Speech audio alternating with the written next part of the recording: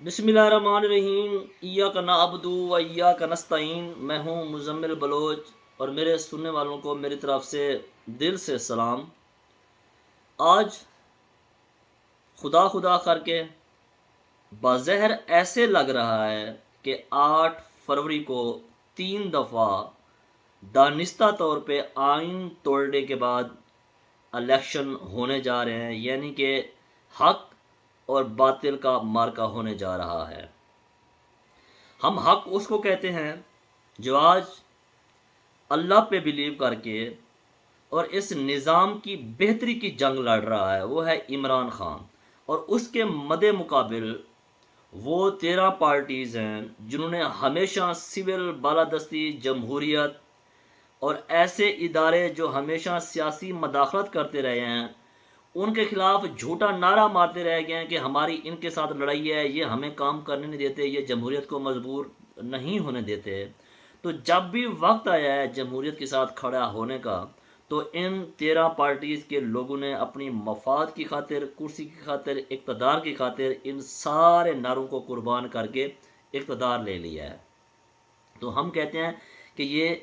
8 فروری election نہیں ہے، یہ حق اور باطل کی جنگ ہے اور یہ فیصلہ کن جنگ ہے۔ اب بات کرتے ہیں ہم آئین توڑنے کی، کہ بنیادی طور پہ کے پی کے اور پنجاب کے الیکشن جولائی سے پہلے ہونے تھے، کیونکہ جب ایک غیر قانونی طور پہ اور سازش کے ذریعے جب عمران خان کی حکومت کو توڑا گیا تھا تو اس کے بعد عمران خان نے ایک فیصلہ کیا تھا کہ ہم نے پنجاب اور کے پی کے حکومت توڑ کے نئے سرے سے الیکشن کروانے ہیں۔ تو وہ الیکشن ہونے تھے لیکن انہوں نے الیکشن نہیں کروائے، آئین توڑوا دیا۔ پھر ایک نگران سیٹ اپ لے آئے، نگران سیٹ اپ کا جو ٹینیور ہوتا ہے وہ 3 مہینے ہوتا ہے، وہ بھی اس کو ایکسٹینشن دے دی۔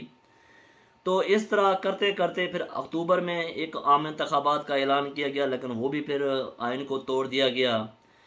لیکن اب آئین تو ان کے ذہن میں کچھ بھی نہیں ہے۔ جنرل ایوب صاحب اور اس کے بعد یحییٰ صاحب اور ضیاء الحق جو نواز شریف کا باپ کہلاتا ہے، جس نے نواز شریف کی سیاسی پرورش کی، انہوں نے تو کہا کہ جو ہے نا یہ آئین ہمارے سامنے کچھ بھی نہیں ہے، یہ ایک کاغذ کا ٹکڑا ہے۔ تو ان کے مطابق تو یہ آئین کچھ بھی نہیں ہے نا۔ خیر، 8 فروری کو الیکشن ہونے جا رہا ہے، اگر خدا نہ خواستہ کوئی خود ساختہ ثانیہ نہیں ہو جاتا۔ اب 8 فروری کو مارکا کیسے ہے؟ یہ مارکا یہ ہے کہ حق اور باطل کی جنگ ہے۔ باطل وہ ہیں جو اس ٹائم 13 پارٹیز پہ مشتمل ہیں جن کا مفاد ایک ہی ہے۔ ان کا مفاد ایک ہے کہ کرسی، اقتدار اور قوم کا جمہوری قتل کرنا، اور قوم کو ہمیشہ سیاسی طور پہ اور فکری طور پہ کمزور کر کے ان لوگوں کے ساتھ ڈیل کرنا جو لوگ اس وسائل پہ قابض ہیں۔ اب مجھے یہاں پہ ایک ایگزامپل یاد آ رہی ہے، رابرٹ موگابے جو پریزیڈنٹ تھا زمبابوے کا، اور بہت ہی انٹلیکچوئل اور جینیس قسم کا انسان تھا، اور سیاسی جو ہے نا وہ عقل و فہم رکھتا تھا، وہ دانشور تھا۔ اس نے ہمیشہ سیاسی معاملات کو گفت و شنید کے ساتھ حل کیا ہے، اور ہمیشہ وہ حق کی خاطر لڑتا رہ گیا ہے، کمزور طبقے کی خاطر وہ لڑتا رہ گیا ہے، ہمیشہ اس نے مافیا کا مقابلہ کیا ہے۔ وہ کہتا ہے کہ دیکھیں کہ سیاسی طور پہ اگر ہم دیکھیں تو ہم عام چور اور سیاسی چور میں کیسے فرق کرتے ہیں، کہ عام چور وہ ہوتا ہے کہ جو ہمیشہ خود سوچتا ہے اور وہ کہتا ہے کہ جناب ایک علاقے میں وہ جو بندہ ہے یا وہ جو گھر ہے وہ سٹیبل ہے اور میں نے جا کے اس کی چوری کرنی، یعنی کہ وہ ٹارگٹ کرتا ہے ایک علاقے میں جا کے اور ایک گھر کو۔ تو جب وہ چوری کرتا ہے تو اس طرح وہ اسی ایک گھر کو نقصان پہنچاتا ہے، اور باقی جو اس علاقے میں گھر ہوتے ہیں وہ محفوظ ہوتے ہیں۔ تو اس طرح یہ بات مطلب ہے نا اتنا نقصان دہ نہیں ہوتی اس علاقے کے لیے۔ لیکن جو سیاسی چور ہوتا ہے، جو ڈاکو ہوتا ہے، جو مافیا ہوتا ہے، جن کو ہم کہتے ہیں کہ یہ نواز شریف ایک مافیا ہے، زرداری ایک مافیا ہے، جن کی کھربوں کی جائیداد ہے پاکستان سے باہر، مولانا فضل الرحمان صاحب جو ہمیشہ مدرسوں کے پیسوں سے اس نے عیاشیاں کی ہیں، کھربوں کے جو ہے نا اس نے اپنے اثاثے بنائے ہیں، جو ہمیشہ یہ کہتا ہے کہ مجھے غیبی امداد ملتی ہے، یعنی کہ اس نے انبیاء سے بھی جو ہے نا آگے کی بات کر دی ہے، بھی جو انبیاء تھے ان کو بھی غیبی امداد نہیں ملی، یہ کہتے ہیں کہ مجھے غیبی امداد ملتی ہے، پتہ نہیں کہاں سے غیبی امداد آتی ہے، عوام تو ساری بھوکی مر رہی ہے، ان کے مدرسوں کے جو لوگ ہیں وہ بھوکے مر رہے ہوتے ہیں، جو مدرسوں کے جو بچے ہیں ان کے جو والدین ہیں ان کی روٹی پوری نہیں ہوتی، لیکن جو مدرسے چلانے والا جو بندہ ہے وہ خراب پتی ہے، اس کے ریزورٹ ہیں وہ باہر کویت لیبیا ان کے اثاثے ہیں۔ جو سیاسی ڈاکو جو مافیا ہوتا ہے وہ آپ کا سیاسی نظام کا بیڑا غرق کرتا ہے، وہ آپ کی فکری سوچ کو توڑتا ہے، وہ آپ کی اکونومک جو فگر ہوتے ہیں وہ ان کو توڑتا ہے، وہ آپ کے تعلیمی نظام کو توڑتا ہے، وہ آپ کے ہیلتھ کے نظام کو توڑتا ہے، وہ ہمیشہ قوم کو ڈیوائیڈ کرتا ہے، وہ قوم کو یکجا نہیں کرتا، وہ ہمیشہ آپ کی جو اقدار ہے اس پہ حملہ کرتا ہے، وہ ہمیشہ آپ کے جو کلچر ہے اس پہ حملہ کرتا ہے، اس کی صرف ایک ہی جو ہے نا وہ فوکس ہوتا ہے کہ میں نے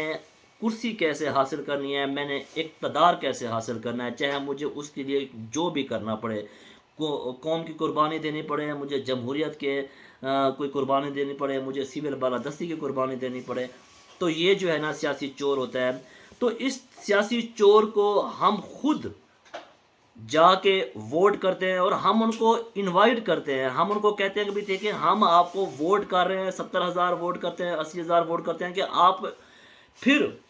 نئے ٹینیور میں ایک نئی سوچ کے ساتھ آپ کرپشن کرنے ہیں، تو یہ سیاسی چور ہوتا ہے اور ہم خود اس چیز کے ذمہ دار ہیں۔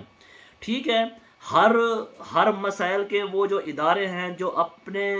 آئین اور قانون سے تجاوز کرتے ہیں وہ بھی ذمہ دار ہے، 70 سال کی محرومی کا، محکومیت کا، اس بیماری کا، جو یہ بیماری اس قوم کے سرے پڑی ہوئی ہے۔ لیکن اس کے بعد وہ لوگ بھی جو 18 سال سے اوپر ہیں، جو روٹی کھاتے ہیں، وہ بھی ذمہ دار ہیں، وہ خود جا کے انوائٹ کرتے ہیں کہ دیکھو ہم آپ کو ووٹ کر رہے ہیں اور آپ آئیں، دوبارہ ہمارے سیاسی نظام کو کمزور کریں، دوبارہ ہماری سوچ پہ آپ برجمان ہو کے ہماری سوچ کا قتل کریں اور ہمیں محکوم کریں۔ تو آج میرا پیغام ان بھائیوں کے لیے ہے جو اس ٹائم 18 سال سے اوپر ہیں اور جو یہ سمجھتے ہیں اور جو وہ یہ کہتے ہیں کہ دیکھیں ہم اس سوشل چینج میں اپنا ایک کردار ادا کر سکتے ہیں، تو وہ آئیں، وہ آگے آئیں۔ 8 فروری کو گو کہ اس سیاسی چوروں ڈاکوں کو 2 سال پہلے بھی ان معتبر اور مقتدر جو ادارے ہیں انہوں نے ایک سازش کے تحت ان لوگوں کو بٹھایا، ان لوگوں سے حکومت کروائی، اس ملک کا سیاسی نظام کا بیڑا غرق ہوا، اس ملک کا جو اکانومی نظام ہے اس کا بیڑا غرق ہوا، اس قوم کو ڈیوائیڈ کیا گیا، پاکستان کو نقصان پہنچایا گیا، پاکستان کے جو ادارے جو ہمیشہ جو قوم ہے وہ ان اداروں کے پیچھے کھڑ کے نعرے مارتی تھی، ان کے اندر ایک تفریق پیدا کی گئی، ایک نفرت پیدا کی گئی، لیکن وہ لوگ ابھی تک بھی سمجھ نہیں رہے، وہ اس ٹائم جو ہے نا وہ اپنی انا میں آئے ہوئے ہیں، ضد میں آئے ہوئے ہیں، وہ اپنے مفاد کو دیکھ رہے ہیں، لیکن قوم جو 23 کروڑ عوام کا ملک ہے، جو پاکستان جو لا الہ الا اللہ محمد رسول اللہ پہ بنایا گیا تھا، اس کی ساری اخلاقی اقدار کا جو ہے نا وہ قتل کر رہے ہیں۔ تو ٹھیک ہے، انہوں نے ٹیبل پہ بیٹھ کے ایک کاغذ پہ لکھ دیا کہ جناب پنجاب حکومت ہم نے مریم نواز کو دے دینی ہے، ہم نے وفاقی حکومت شہباز شریف کو دے دینی ہے، نواز شریف کو دے دینی ہے، ہم نے فضل الرحمان کو فلاں صوبہ دے دینا ہے، ہم نے زرداری کو پریزیڈنٹ بنا دینا ہے، ہم نے سندھ میں زرداری صاحب کی حکومت دے دینی ہے۔ اس طرح انہوں نے اپنا پلان کر کے اس 23 کروڑ عوام پہ ان چوروں کو مسلط کرنے کا ایک جو سالڈ جو پلان ہے وہ انہوں نے بنا لی ہے۔ لیکن ایک پلان بناتا ہے اللہ پلان کیسے بناتا ہے؟ وہ جو قوم ہے جو اس ٹائم ایک بیدار ہو چکی ہے، ایک ان کے اندر سیاسی شعور آ چکا ہے، وہ سیاسی شعور آپ کو عمران خان نے دیا ہے۔ تو 8 فروری کو ساری عوام نکلے، اپنے ووٹ کا استعمال کرے، اپنا ووٹ حق کے لیے کاسٹ کرے۔ ٹھیک ہے، جو آزاد امیدوار ہیں ٹھیک ہے، لیکن وہ نومینیٹڈ ہیں پاکستان تحریک انصاف کے، ان کو ووٹ کریں۔ ہر گھر میں بیٹھا ہوا بندہ جو نوجوان طبقہ ہے اس کی ذمہ داری ہے کہ اس کو وہ لے کے وہ لائن میں کھڑا کرے، اس کو گائیڈ کرے اور وہ ووٹ ڈلوائے اور عمران خان کو ووٹ ڈلوائے۔ اگر سوشل چینج چاہتے ہیں، اگر ان مافیاز کو شکست دینی ہے، اگر ان سیاسی ڈاکوں، لٹیروں، چوروں کو ڈیل کرنے والوں کو سیاسی شکست دینی ہے، اگر آپ نے ملک کے لیے کھڑا ہونا ہے، اگر آپ نے ملک کی عوام کے لیے کھڑا ہونا ہے، تو یہ لوگ یہ آپ کا فرض ہے، آپ نکلیں باہر، آپ ووٹ کاسٹ کروائیں، آپ لائنوں میں لگیں۔ تو جب آپ لائنوں میں لگیں گے، جب 50% سے اوپر کا ٹرن آؤٹ ہوگا الیکشن میں، تو دنیا کی کوئی طاقت جو ہے نا دھاندلی نہیں کر سکتی۔ گو کہ انہوں نے دھاندلی کا پلان کیا ہوا ہے، گو کہ ان کو جتوانے کا پلان کیا ہوا ہے، لیکن آپ ان کی جو ساری سازش ہے اس کو ناکام کر سکتے ہیں۔ تو ناکام کرتے ہوئے آپ نے 8 فروری کو نکلنا ہے۔ جو بندہ 8 فروری کو نہیں نکلے گا تو 8 فروری کے بعد 9 فروری کو یا 10 فروری کو ان کو اس گندے نظام پہ تنقید کرنے کا کوئی حق نہیں ہے، کیونکہ آپ اپنے ووٹ سے اس نظام کو شکست دے سکتے ہیں۔ اگر آپ نے شکست نہیں دی تو پھر آپ 5 سال سے کے لیے کوئی آپ کو حق نہیں ہے کہ آپ اس نظام پہ تنقید کریں، پھر آپ کو اس نظام کے ساتھ چلنا ہوگا، کیونکہ آپ نے خود ایکسیپٹ کیا ہے کہ جو چور ڈاکو لٹیرے ہم پہ مسلط رہے ہیں۔ میرے 2 حلقے ہیں، ایک جلال پور والا حلقہ ہے اور ایک حلقہ ہے جتوئی والا۔ جتوئی وہ سارا جو بیلٹ اس کو لگتا ہے۔ جتوئی میں معظم علی خان جتوئی بڑی سیٹ پہ ہیں اور رانا منان جو ہے نا وہ چھوٹی سیٹ پہ ہیں، اور ہمارے جو جلال پور والا حلقہ ہے اس میں ڈاکٹر ریاض لانگ جو ہے نا وہ بڑی سیٹ پہ ہیں، اور چھوٹی سیٹ پہ میاں وقاص چھجڑا صاحب ہیں۔ معظم علی جتوئی کو ووٹ دیں، اس کا جو نشان ہے وہ حکا ہے، اس کے لیے نکلیں۔ تمام ہماری جو برادری ہے وہ نکلے، جو یوتھ ہے وہ نکلے، اس کے لیے لائنوں میں لگے اور ووٹ دیں۔ رانا منان صاحب اس کا نشان بوتل ہے، اس کو ووٹ دیں۔ ڈاکٹر ریاض لانگ جلال پور سے، اس کا نشان جو ہے نا وہ ہے ریکٹ، ریکٹ یاد رکھیں، اس کو ووٹ دیں۔ اور جو میاں وقاص چھجڑے کا نشان ہے وہ ہے میز، چھوٹی سیٹ پہ، وہاں ان کے لیے نکلیں، لائنوں میں لگیں اور ووٹ دیں، اور اس نظام کی تبدیلی میں اپنا کردار ادا کریں اور عمران خان کو سرخرو کریں۔ اگر آپ نے عمران خان کو جیل سے نکلوانا ہے تو آپ سب کی ذمہ داری ہے کہ آپ ووٹ کا صحیح استعمال کریں اور باطل کو شکست دیں۔ تو پاکستان زندہ باد، عمران خان زندہ باد، پاکستان کے تمام یوتھ، پاکستان کے تمام ایسے واریر جو اس نظام کے خلاف لڑ رہے ہیں، جو اس گندے فرسودہ نظام کے خلاف لڑ رہے ہیں، ان کو مزمل بلوچ کا سلام۔